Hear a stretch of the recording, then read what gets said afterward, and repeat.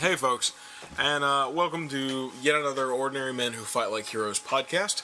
I am Chris Fearing, and I'm joined at the table by... DrunksNDragons and Aaron Bass.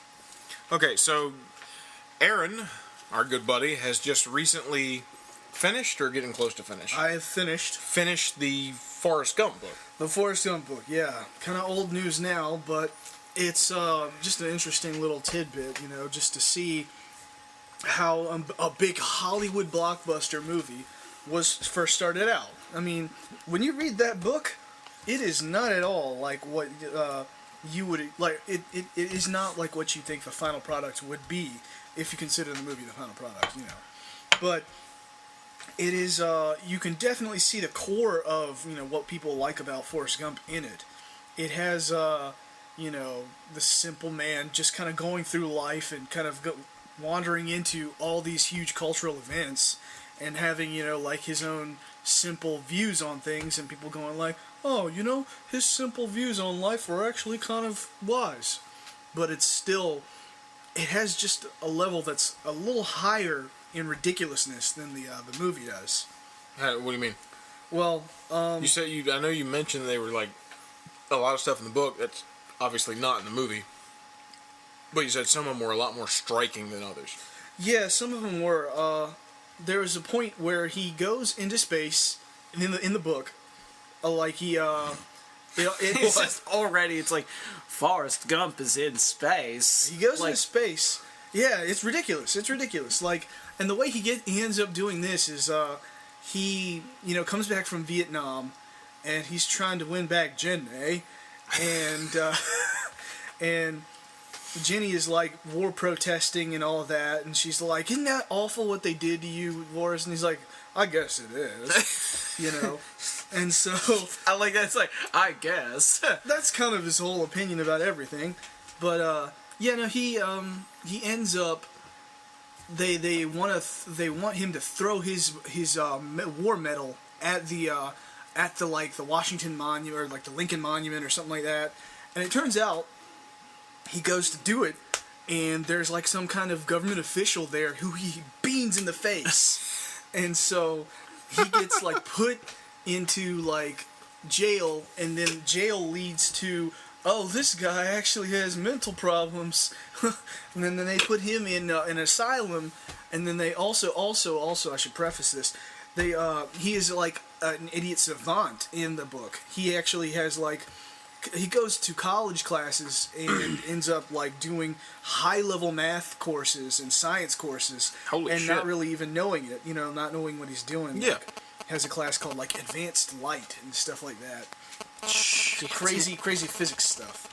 So while he's in the asylum, he kind of wanders into doing some of that again, and they go, well, this guy actually is ridiculously smart in ways we need for NASA. Let's say we'll get him out of this asylum if he does this. So he does that, and he gets goes in the NASA program. They teach him how to be an astronaut, and he goes up there with a monkey that was supposed to be like a female orangutan, and ends up being a male chimp or something like that. Mm-hmm.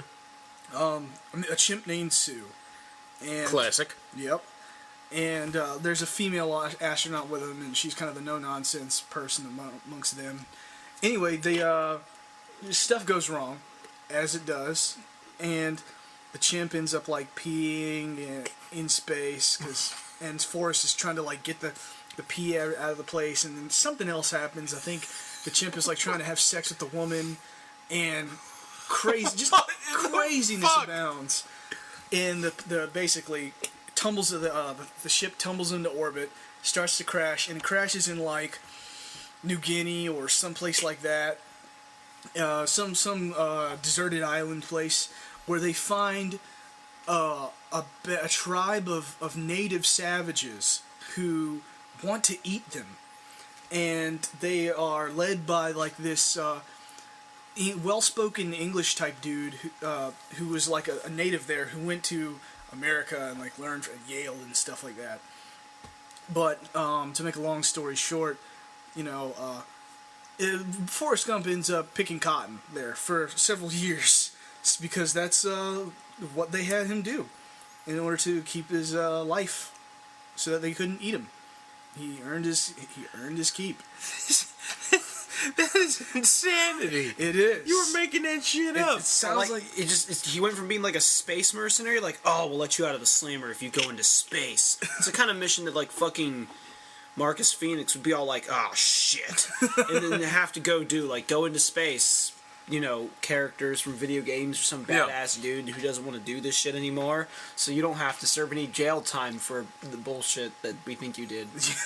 And then like they crash and there's a bunch of natives that want to eat them. It sounds like Marcus's story. And there's like a monkey trying to like have sex and pee everywhere in space. Like it became a Jim Carrey comedy for like 2 seconds. For that point, it really is kind of a little bit like, what? No way. And it's, you know, already a little bit. Well, maybe the movie was smart to maybe not go that far. Yeah, and then there's other differences, like the fact that he also becomes a chess champion, and the way he wins is he actually is the opponent's right about to make a move that would land him like in Forrest's trap, you know, and the guy was about to take the move back, and then Forrest rips a huge fart, and the guy lets go of the piece and like goes and tries to wave his hand away. What? Yeah, no, and so they declared that like, oh, that's illegal though, because you can't disrupt the other player and everything like that. But that's one of the stories in there. He also becomes a professional wrestler. Called the Baby, and dresses up in a diaper and fights other people like the Turd or the Professor. You gotta imagine this is Tom Hanks doing this, folks. This is Tom Hanks dressed in a diaper wrestling. No, yeah, that's glorious. But the other funny thing is the original writer liked John Candy for the role. So, for most of the book, I actually had him in mind. Weirdly. What? Like, big, jolly, hefty John Candy as Forrest Gump. Doing Forrest Gump lines. Running really fast. Yeah. And shrimp. And just shit. Well, the weird thing is he doesn't do the running stuff. He, there's the football in the beginning, but he doesn't do, running across the country or, a lot of being able to run. It's like some shit they made up for the movie. It is, yeah. Yeah, the run force stuff. Oh, he's retarded. He can run really fast, right? They didn't know what, Runtarded, right? That's what that means. He just made up character attributes. Runtarded has got to be the name of this episode. So, oh my God. So they just totally changed his character into a guy who could run really fast, because they didn't figure, go fast. No one will buy the fact that he's a chess champion physicist who takes, advanced light as a class. Yeah. Who he goes into space. Yeah. It's too rich. It's too rich of a novel. Forrest Gump, read it. Holy shit.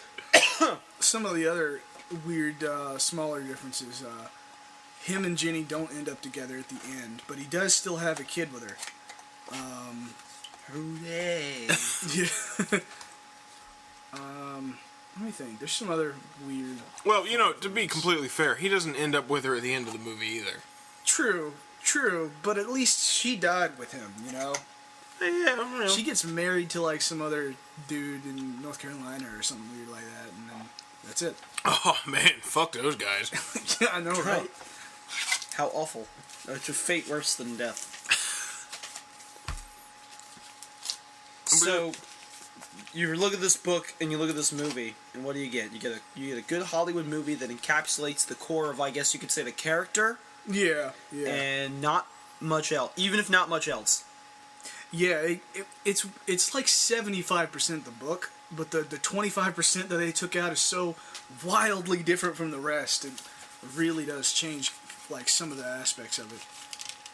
Now, I mean, just besides Forrest Gump, are there any... because you've got so many movies nowadays, because Hollywood's nary running out of fucking original ideas. Oh man, if it's a book written for young adults, it's a movie. Yeah, instantaneously. Yeah. I was gonna say The Giver, Maze Runner, Twilight, Harry Potter, Hunger Games, Divergent. Divergent, there's just like a shit ton, an immense number. Yeah.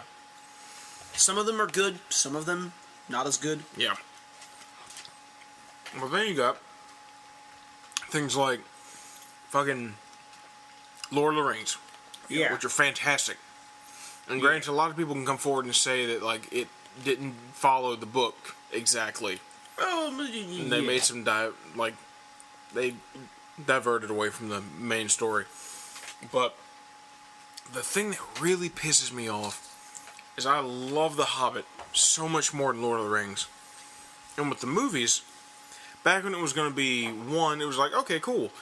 Then it was going to be 2, and I was like, alright, well, translating that book to the screen, I can see it taking 3 movies. But then for some reason, they gave it the 3rd movie.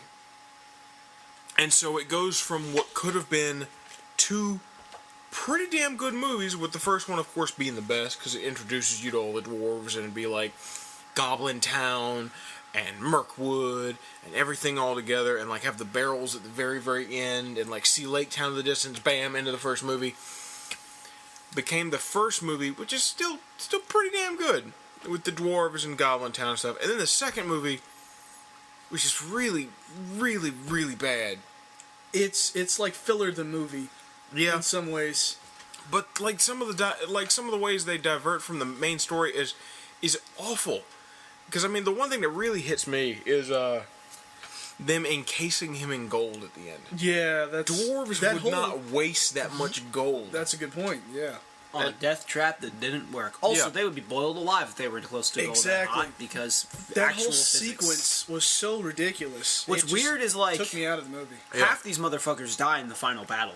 And I don't know exactly how they're going to impress upon us the atmosphere of, like, actual danger that, like, the Lord of the Rings had, because the dwarves so far in The Hobbit Part 1 and 2 have been, like, pretty invulnerable to harm. Yeah. For the most part. Cartoonishly so. Almost, Except yeah, for, like, cartoonishly so. Barrel bomb war. With the exception of, like, anything that Thorin does versus main villains. Yeah. But, like...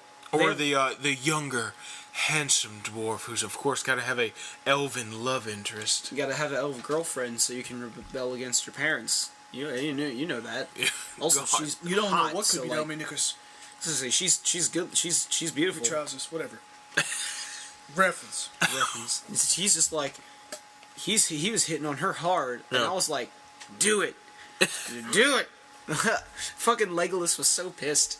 There wasn't even enough fucking green mana for him to tap to express how pissed he was. I love it. He was Crawling in fucking my skin like yeah, this. crawling in my skin. Legolas was just so angry and angsty the whole movie. It was fucking great. I love asshole Legolas just because it's like almost hilarious to see, just to see him like, dwarves. I'm too good for this. I've become so numb. I can't feel. Just drawing his blades in slow motion, God. flipping them around and like killing the shit out of people. It was weird seeing him with a sword in that movie. It's like, oh god, he has a full length sword. It's like he almost didn't know how to hold it. He was like, is this how you do? He actually got his jollies ruffled by that big guy though, Yeah. who in Yeah. the book is supposed to be son of Azog. Huh. So like, it's weird though, they don't have that kind of familial relationship in the movie, or maybe like they actually just, maybe orcs, maybe I don't know this, maybe this actually like they do, but like they don't acknowledge it whatsoever. So they're just like, like they just refer to their parents by their first names and they don't give a shit, and their dads are just people in charge. The as only opposed to thing being I their can dads. tell about the orcs from that movie is that they like to embed metal in their faces. Oh, it makes them quieter, dude. Don't you know? Like their stealth skills like way up there. Yeah, I mean, they can can- apparently get just like 40 feet away from the elven capital of like Mirkwood, right? Yeah, in like Lord of the Rings, elves would have been all over them before they even knew what was happening. Yeah. But in this movie, the orcs were like, we suck at fighting, but hot jolly dams, we can sneak up on anyone. They can sneak up goddamn shadows in an alleyway at nighttime. They can sneak up on anyone they wanted. Yeah. And they did. Yeah. That's the kooky part, is they actually like did. And one of the funny things I found about the orcs is I was watching the extended edition of the first one, special features, and apparently Azog went through like 5 or more different concept phases to the point where they would build full prosthetics for him that they liked, but it just didn't match that character before they eventually ended up going with Kratos. But the thing is, a lot of the other orcs, like his captains and stuff like that, in the movie that have just like names, every single one of them is a scrapped concept for Azog. Really? Exactly how they look. Huh. They would just take all the prosthetics they made for Azog and it's like, this doesn't work for Azog. Okay, name him and put him in the movie anyway. Wow. Huh. Well, that's kind of neat. Well, that's good. They didn't waste those prosthetics, and you get some pretty nasty, gnarly-looking dudes who could be second in And commands. most of them look like they're 90% CGI though. That's the weird thing to me. They And a are. lot of them are. Yeah. Which is the bad thing about it, because the first trilogy was so big into the practical effects. Yeah. And all of it... And, Put What a Workshop on the map. yeah. And now we have Rustable Rabbits doing bullshit all over the place. I cannot fucking stand that character. Ah, At you guys are so all. angry at him. He didn't do anything to you. I'm trying to defend, like, I almost called him Rasputin. You know, Bird shit. like, fucking bird shit face. I'm trying to defend. Look, I feel bad because Radagast is obviously I love the Just- actor for him. some kind of wizard. Why dude. would you love the actor for him? Because He's done a nothing but doctor. terrible things. Because he's a Doctor Who character. He's Doctor Who, and he's a good one. He's another good He's one of the doctor. good. He's a good doctor. Yeah. Because he has spoons. Spoons? Spoon's actually a thing for them. It sounds accurate. He has I he don't has know if you're question trolling or being marks. for He's real. like the Riddler doctor, alright? Oh, he's that one? Yeah. Oh my god, that's the one that fucking... Oh man, that's hilarious. Okay, so check it out though. Radagast though is fucking... He was like the weird druid dude. Yeah. Out of like the group Yeah. Yeah. and stuff. And Gandalf thought he was a cool guy. And I could see where it would be that relationship of only Gandalf hangs out with this guy. yeah. But like Saruman also thought he was stupid because Saruman thought everyone was stupid because Sarah Silverman thought that everyone was dumb. God. you Fucking- just need an image of Saruman, Sarah Silverman. There we go. Yeah, throw that in there later, future Whom do you Chris. That'd be good. serve? Ugh. You I what? tell you, it's like, whom do you serve? Ugh. Sarah Silverman. Sarah Saruman.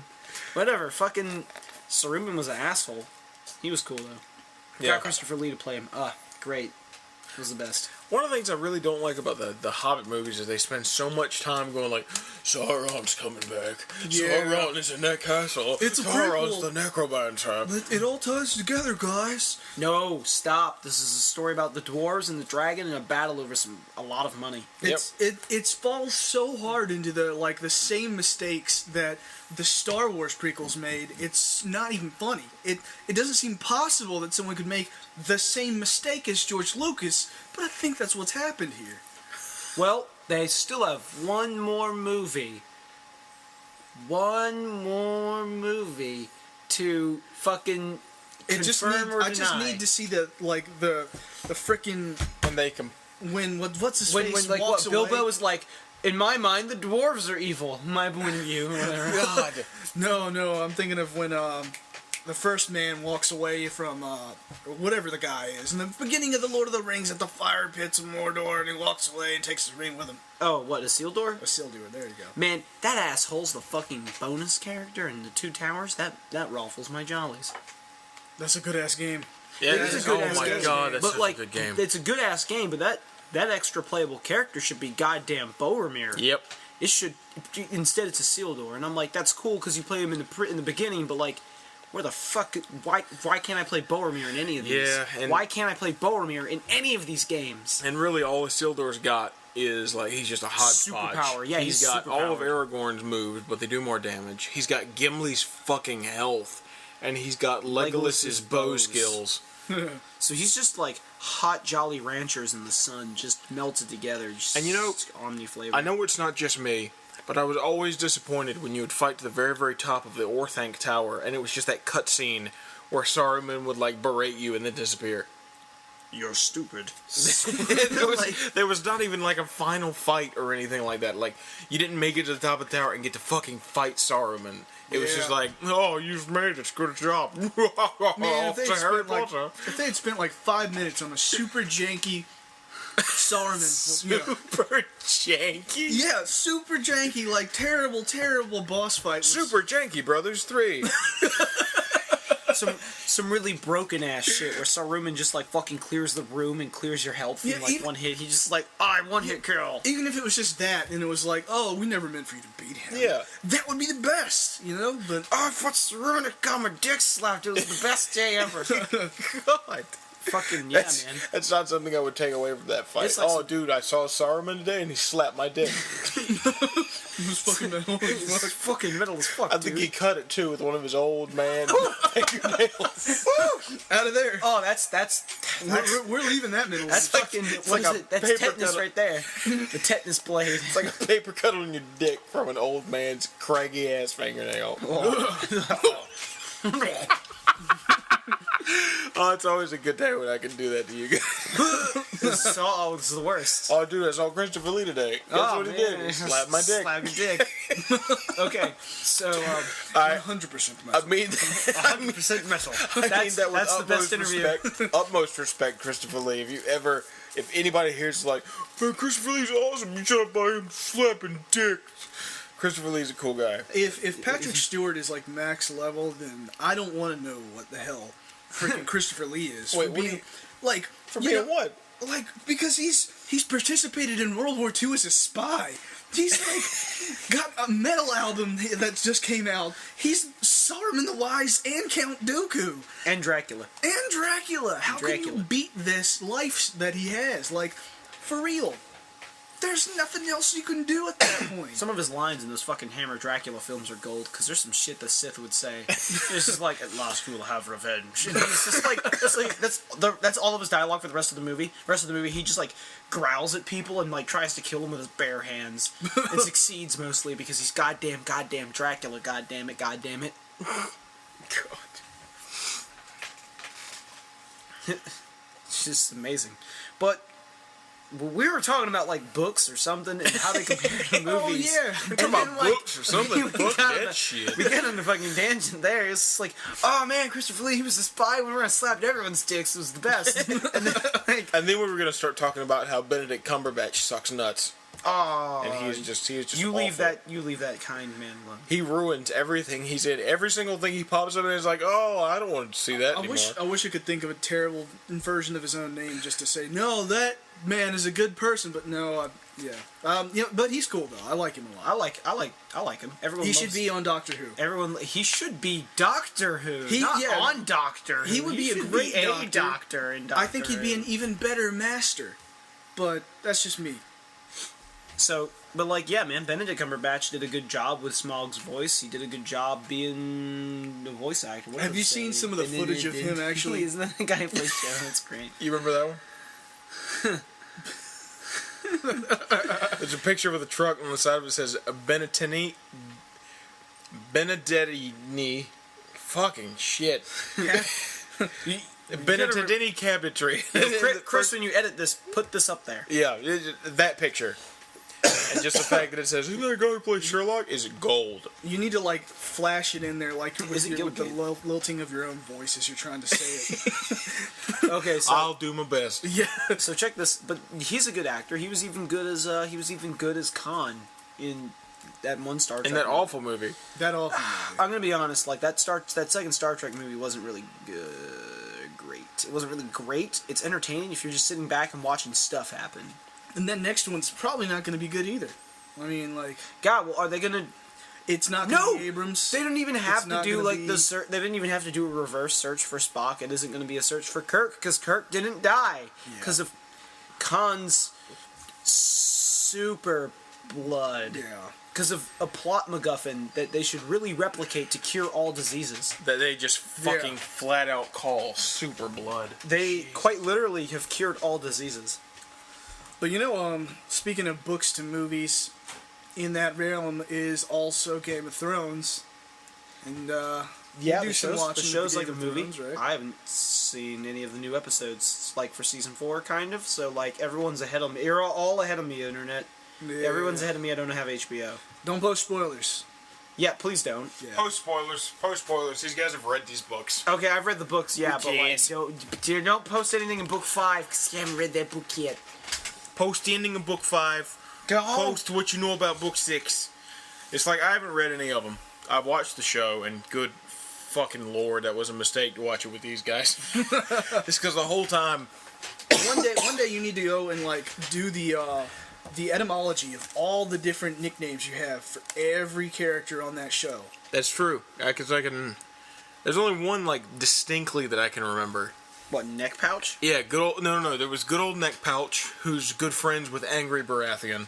Yes. And, Kudos to you if you can immediately guess who everyone is based off of their silly nicknames. And then there was Gay Baratheon. Shit. I really can't remember any of my, There was also Skiat! Oh, yeah, Skiat! No one's ever gonna guess that one. And if someone actually gets like, man, He's the Skiat, one that that's fucking... obviously He's the like one that Kevin dead Lannister. plan... Is it Kevin Lannister? No, it's not it's- Kevon Lannister, however you say that. Yeah, I said Kevin. Yeah, I think it is Kevin Lannister, I just say it retarded.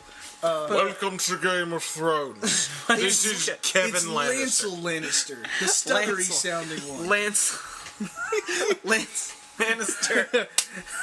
No, but seriously, I could have sworn there was one that was like his name was like Kevin. There is. It's not Tyrion. It's like their Tywin's uncle. brother. It's like Tywin's brother Kevin or some shit.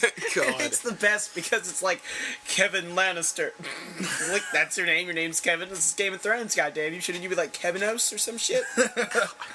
Kevinos. It's part of SpaghettiOs. It's breakfast.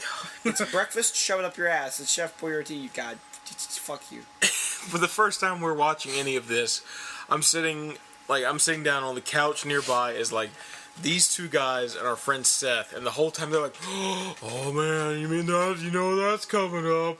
Oh shit, that! Oh man, that is what that is!"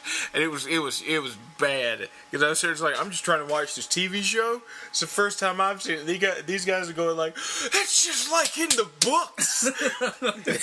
You sound like we were trained seals clapping and everything. We were.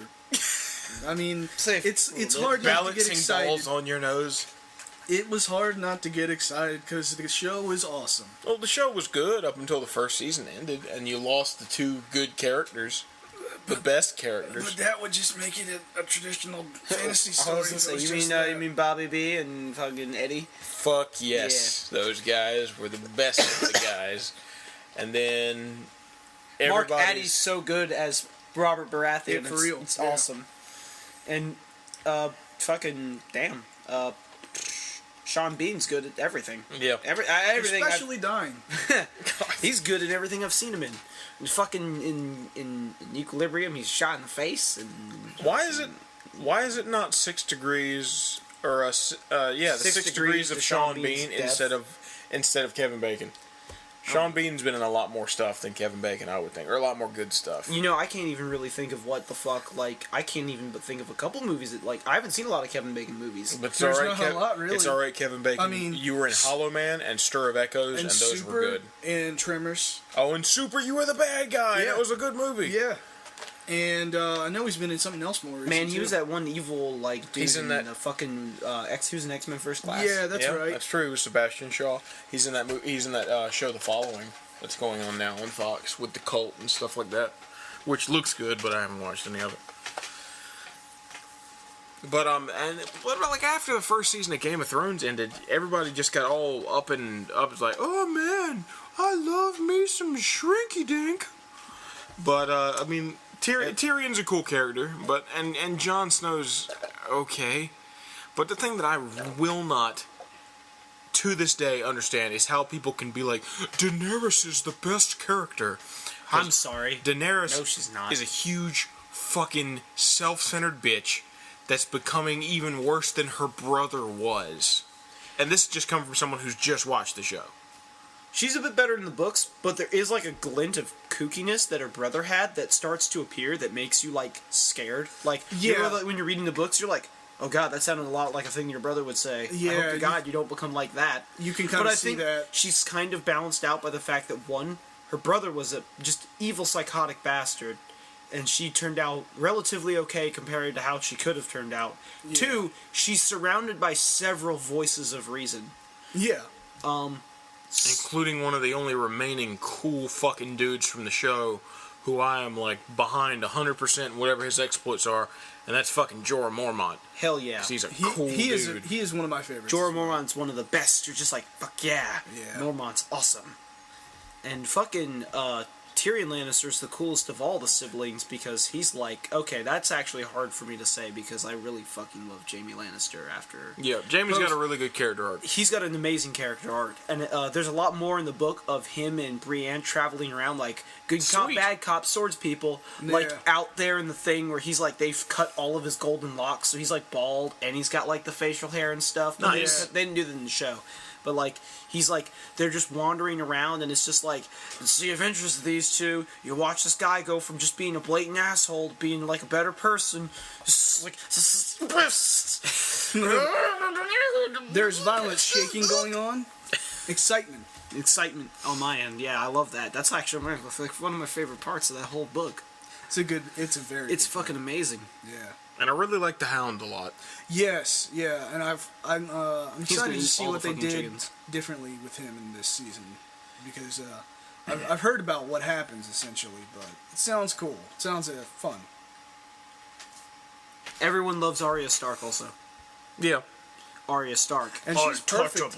Yeah, she's perfect in the books. I mean, in the show too.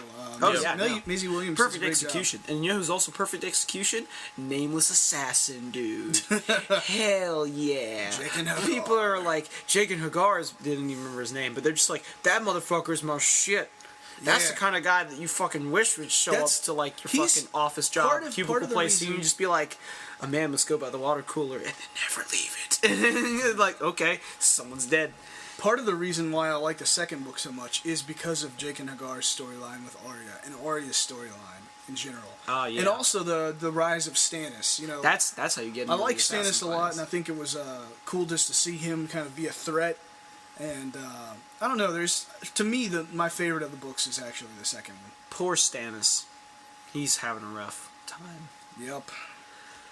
That's because no one will believe him when he's like, he should justly have the throne. Yeah. Yes, he should. Ned Stark said so. Yeah. Ned Stark said so. He should have. It'd have been weird. It'd have been very different if Renly had been like, I got 100 dudes with swords. Let's do it. And then if like, you fucking Sean Bean was just like, all right.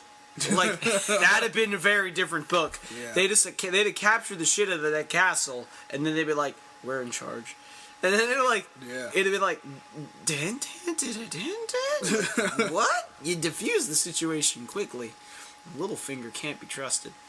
Yeah. He cannot be trusted for as far as you can throw the man. If you take off the mask... Except when he tells you, I can't be trusted. Yeah. You can trust him in that. Your Littlefinger comes up and is like, you can't trust me? You can't trust him. You can't trust him, and it's all like, it'll be extremely painful. Yes. But it's alright. You're a big guy for you. Sorry, I just see him from The Dark Knight Rises, that actor, just posted several times with just anything remotely mask-like, with just for reasons, and then everyone goes into that little dialogue. Because Bane's the best part of that movie. But where it stands in the show now, granted I'm not reading the books, Littlefinger's got it going alright. Because he's got, in my humble opinion, best looking chick on that whole show with him. Fucking Sansa Stark. Whatever that actress's name is. Awesome. But that's where she is. There's very few people... And they're at Moondor Place. To be fair, there's very few female characters. Okay, there are a few, but there are a few female characters where you're like, ugh, you're ugly. No, except for Gollum, who Casey Will Mike has sex with. Shit. Oh, shit. And it made everyone cringe as we were watching the episode. This is awful. Now what's worse, picturing Gollum or thinking about the fact that it's Casey Will Mike that's having sex with Gollum? If you can figure out exactly what we're talking about here, 1,000,000 points to you. Okay. Also, don't. Yeah. That's the contest here. Impromptu contest. Impromptu contest. Guys, I want you to take the sentence, Casey Will Mike. It's a singular person. That's the name. You can do hyphens. You can do all run together. I don't fucking care. Casey Will Mike having sex with Gollum. It has no context for them. They'll never figure this out. But if you do, draw us a picture. Alright, look, there are some chicks in the show that are not good big looking. letters, write, to Justin and Aaron, and then put a big heart. They'll know what it means. Yeah, we'll know. Fucking okay. So like, what you have is like, there's chicks on that show that are like, there's lots of hot chicks on that show. True that. Everyone's like fucking just everyone's attractive. Hell yeah, they are. Even especially Daenerys. Yeah. Yeah. No. Yeah. Emilia Holy Clarke shit. is holy crap hot. And she's a brunette in real life. Yeah, no, and that she she's used to date hot there, too. Seth MacFarlane. What? She used to date Seth MacFarlane. I did Like not know Family that. Guy Seth MacFarlane. I did not they know that. dated for a few years, That's showing that Screw she him. has like fucking awful taste in men. that's yeah.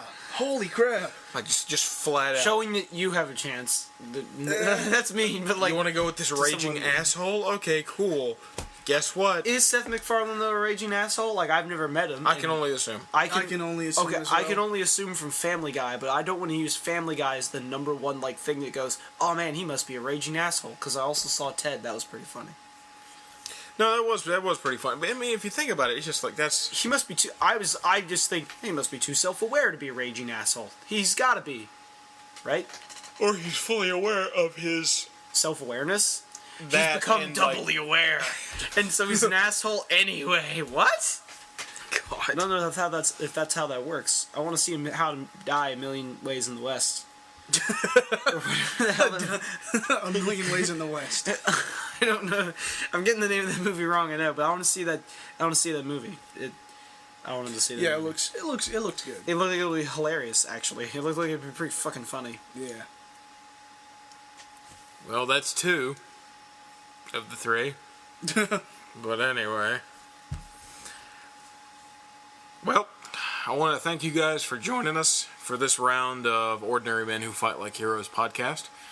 And remember, the biggest atrocity there has ever been in taking a beloved work of literature and moving it to the silver screen is the animated Beowulf.